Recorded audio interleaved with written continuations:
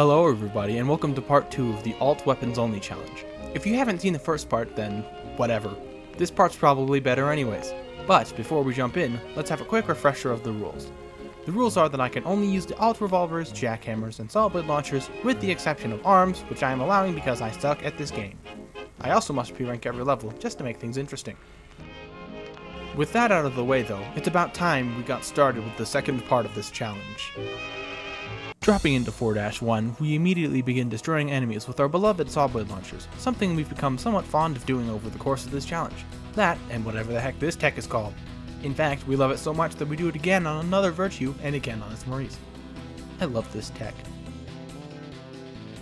Anyways, the final room isn't terribly difficult, it's just a lot of enemies. So, we deal with them as fast as humanly possible, and I mean as fast as humanly possible, then move on to the exit and claim our first P rank of the lair and this video. Heading into 4-2, we immediately ignore a group of filth, letting them walk into the evil sand and die while we struggle to hit a target that's larger than the tiny coins we're used to shooting. How? Then, we take out a funny stone man, a Maurice, as well as a Virtue and some other crap, and a stalker who was just trying to help out his friend. We then dunk on the stalker's friend, causing the stalker gang to come after us, but they all fail and die like a bunch of idiots because they're stupid.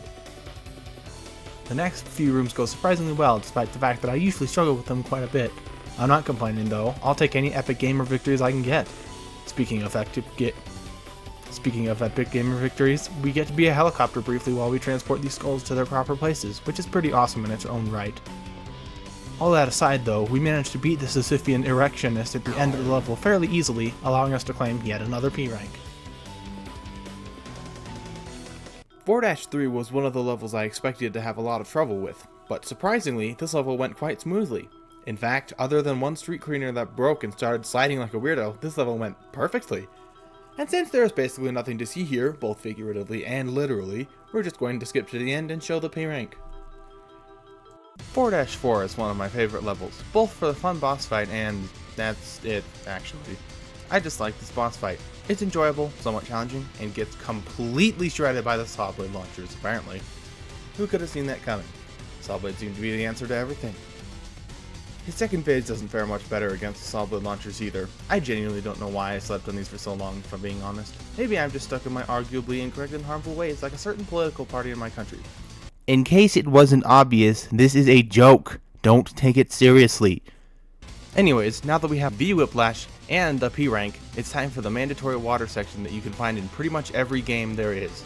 The Wrath Lair. Heading into 5-1, we are immediately met with a parkour section that teaches us how to fling ourselves about. And while it's fun, we aren't met with another meaningful hook point until the Violence Lair. 5-4 and 6-2 have hook points, but they're basically useless, so I don't want to hear a word about it. Anyways, we jump into the water and begin killing things, claiming one skull after the other, except not really. Wanna know why? Because I insisted on trying to punch enemies instead of just being a normal person and shooting them, causing me to die like an idiot. Classic noofing 11. One embarrassing restart later, and we're back on the move. We clear out the Virtue room with fairies, struggle with the Mind Flare room because I have horrible aim, and barely scrape by the Cerberus room due to the aforementioned poor aim. Now that we're past the water part of the level, it's time to say hello to the Sentry, and also goodbye. Speaking of sentries, I tried not once, not twice, but 3 times to do this weird tech before I finally managed to get it. That aside though, the rest of the level goes fine, and we even managed to pull off a chargeback, boosting my ego a fair bit as we go on our merry way to claim the first P rank of this lair. Now we're in 5-2, and the first order of business is to explode everything. Well, maybe not everything, but we do blow up a schism and some drones, as well as a Maurice. We also provide financial compensation to a stalker because we felt bad that it had no friends, but then we move on. We also take the time out of our busy schedule to engage in some funny business with the chair, but then it's right back to ULTRAKILL. We're busy people, after all. However, while we're blowing up some enemies, we decide to take a little swim because we're just feeling so silly. But unfortunately, we get a little too silly and throw a coin at the ferryman, making him briefly think that we're going to spare him before we take away his beloved idol, causing him to get really freaking mad. He tries to take revenge on us for the destruction of his idol, but we're just too silly for him. He eventually gets so fed up with our silliness that he falls off a cliff, granting us yet another P rank. Having just caused a ferryman to fall off a cliff and die, not necessarily in that order, it's time to continue on the warpath, which happens to lead us to a ship full of idiots that will soon only be full of one idiot, me.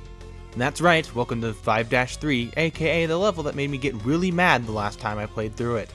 But now's not the time to dwell on the past, it's time to dwell on the fact that I'm so bad at this game that it took me a full 30 seconds to deal with one mind flare. Okay, that's enough dwelling. Aside from that one moment in a near-death experience, this level actually goes alright for once. So alright, in fact, that we claim another P rank and move on to Big Fish. That's right, welcome to 5-4, where the sun does not shine because we're still in hell.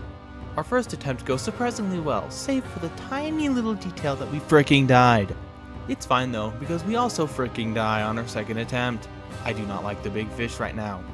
Everything turns out fine in the end though, because we managed to parry it on 3 separate occasions, then jump on its back and blast its stupid little screaming child thing, finally putting an end to Big Fish. There we go. No more Leviathan. Can't believe I died to that freaking thing twice. That's stupid. Now it's time for the Heresy Lair, aka the Twitter Opinions Lair. Why do I call it that, you might ask? Because much like this lair, Twitter opinions are filled with blasphemy. They really just say whatever on there. Anyways, wanna know how this level goes? That's right, we die at the end of the level like an idiot. Heck yeah! Now that we have that out of the way and I'm really angry, it's time to get on with this level. It's business as usual, blowing up Maurice's and shredding through the various creatures of hell with our saw blade launchers, all of which does nothing to lessen my anger for being so close and then losing to something stupid. We pull off that weird tech on a Maurice and punch a sentry off a cliff. I'm still angry. We destroy an idol and pipe bomb an angel, but my rage persists. I'm running out of ways to say I'm experiencing continuous wrath. Fortunately for me, we've reached the final part of the level, so I don't have to figure out any more ways to say I am feeling some rather unpleasant emotions that are directed towards the enemies in this video game. We take out the hideous masses that killed me, then turn our tumultuous emotions onto a swords machine and some funny stone men, allowing me to finally calm down now that we've secured the P rank. As we enter 6-2, I'm hit with an immediate sense of dread. I can barely do this level with my full arsenal, so how in the heck am I going to do it with only a few alternate weapons? Like any other normal human being, I bottle up these feelings so I don't have to deal with them right now, instead facing Gabriel? The angry angel that I'm currently facing. We saw Blade our way through his first phase, draining his health like the vampiric GoPro we are, bringing him all the way down to half health, at which point he transitions into his second phase. As soon as he hits second phase, I apparently forget how to play the game and get hit by every single one of his attacks, resulting in us dying. You bitch. We restart the level and give it another go, not even bothering to set up a saw blade trap as we jump straight into battle with him. Things are looking fine until we reach his second phase, at which point he dunks on us once more. Gosh dang it. Third try, saw blade trap, coins, explode for no reason, jackhammers, second phase, attempt to fight him. Dude, you bastard! It is at this point that I am thoroughly fed up with this stupid angelic frick, so I decide to rush back in and fight him once more, except this time I'm angry too. His first phase goes by as normal, with his health getting eaten by the saw blade launchers, some parries, and the occasional coin. Second phase hits and we slide away, taking a little more care to dodge his attacks this time. We attempt to fire a magnet at him but end up missing, though we still make it work by leading him into the saw blades. His health gets lower and lower until... How about you show me these nuts in your mouth? We did it. Having no patience for his monologue, we skip it and immediately rush to claim our P rank, finishing out the Heresy Lair and allowing us to move on to Violence. Welcome to 7-1, the beginning of the Violence Lair of Hell. I personally am convinced that this is the Violence Lair of Hell within the Violence Lair of Hell, because all the machines got sent to the Violence Lair of Hell and are now just fighting through what they think is the entirety of Hell, when in reality they're just in the Violence Lair of Hell, stuck in an eternal war for blood. Headcanons aside, it's time to get started on the violence aspect of this lair of hell, starting with, drumroll please, mannequins. That's right, the second we step foot into this room with the intention of making game progression, these freaks come out of absolutely nowhere and begin fighting us. This will not be the last time this happens, as these skittering psychos are a staple of this section. Not only do they appear in this room, but in the next room, and pretty much every single room after that. Side effects of their appearances may include minor annoyance, slight inconvenience, and just a sprinkle of death. In case it wasn't obvious, I suck at this game. Moving on from that embarrassing encounter, we quickly head through the rest of the level, only dying once more near the end of the level just because I felt like it, I guess. But after that, everything is smooth sailing. At least until we reach the Minotaur. I've always struggled with the Minotaur to some degree, and this time is no different. With the way the fight works in brutal mode, this cow with both literal and metaphorical hands leaves you with very little space to dodge. Observe.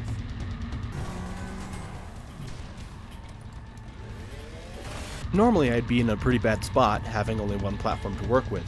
However, because I managed to get the Minotaur to destroy the platform with acid on it, the fight goes relatively well, seeing as how we have 2 platforms, to the point where we eventually beat the Minotaur.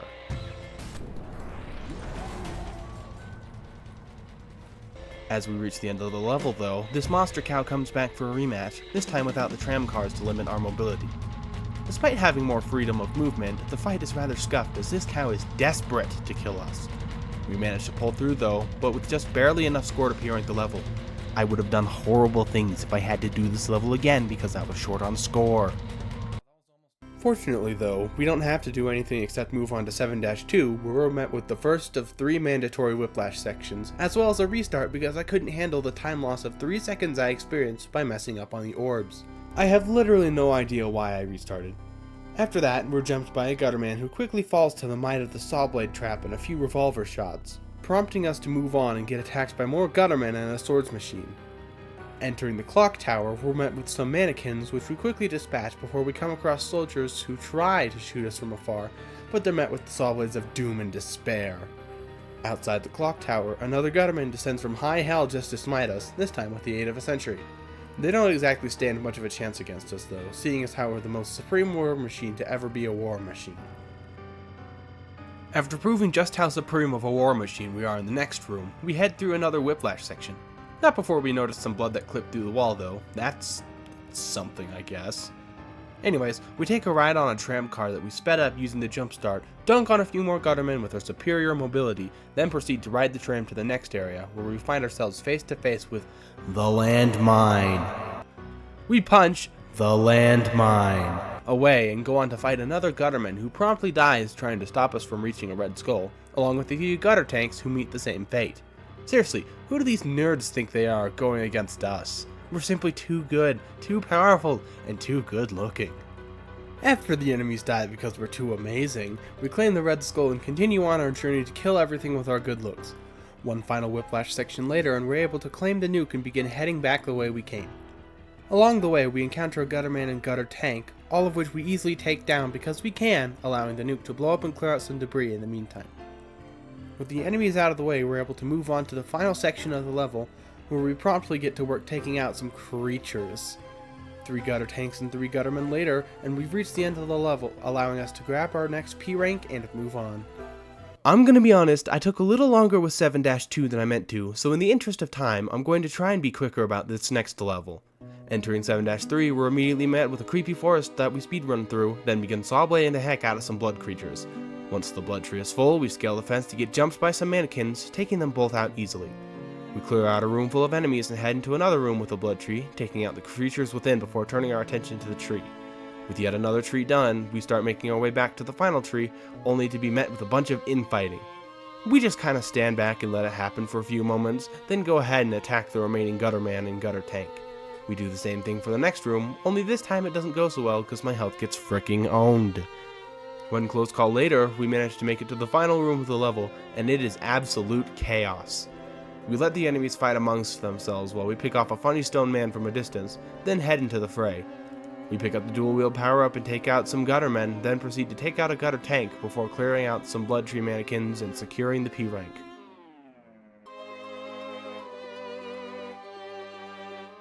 Reaching 7-4, we immediately begin scaling the earth mover while it screams really loudly at us, then use the piercer to pierce some enemies and kill them.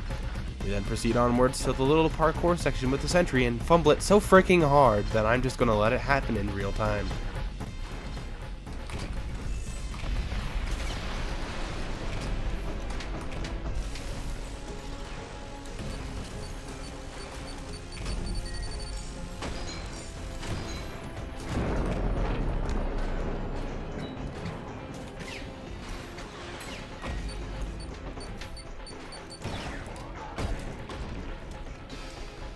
That was fun. Want to watch me get punched in the back of the head by a gutter tank? Twice! Doesn't matter what your answer is, it already happened, and I didn't like it very much. Worry not though, because we soon get revenge on the gutter tanks by beating one to death with our bare fricking hands. Oh my gosh, die.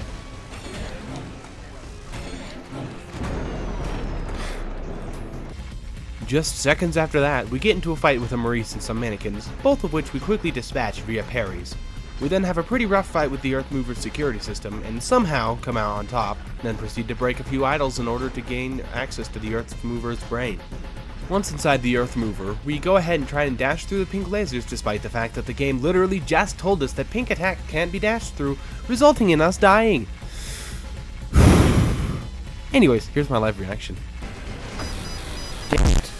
You son of a bitch. I'm going to f your wife. Aren't I such a kind man? Anyways, since you've already seen all this, I'm just going to skip to the part where I die. That should not have done that much damage. That's bullshit. Will you stop swearing? I know you're tired because it's like 1 in the morning, but come on. Jeez. I tend to lose my filter as the night gets later, and it was pretty late when I was recording the footage that I'm currently talking over, so yeah, there's that. But nobody cares about that when there's death to be had, and by death I mean mine.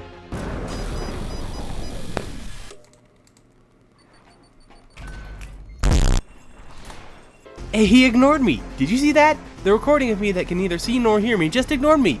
What a jerk. Jokes aside though, it's about time that we beat the Earth Mover once and for all. Heading back into the Earth Mover security system fight, we assert our alpha male robot dominance by we beat it. It does not matter what I said or did because we have more important things to do. Like refight the Earth Mover brain. Watch this intense fight!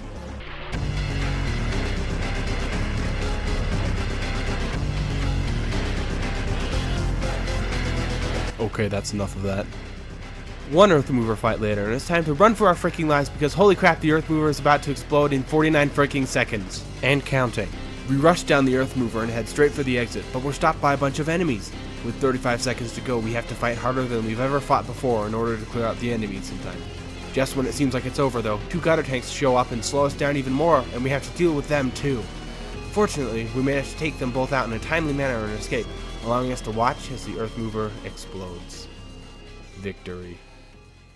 Finally, we can end this video that's been in the work for 2 months.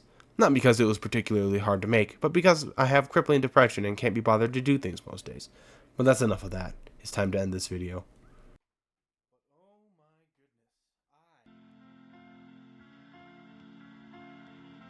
Thank you so much for watching this admittedly ridiculous video with horrible everything, and for sticking with me through the entirety of it.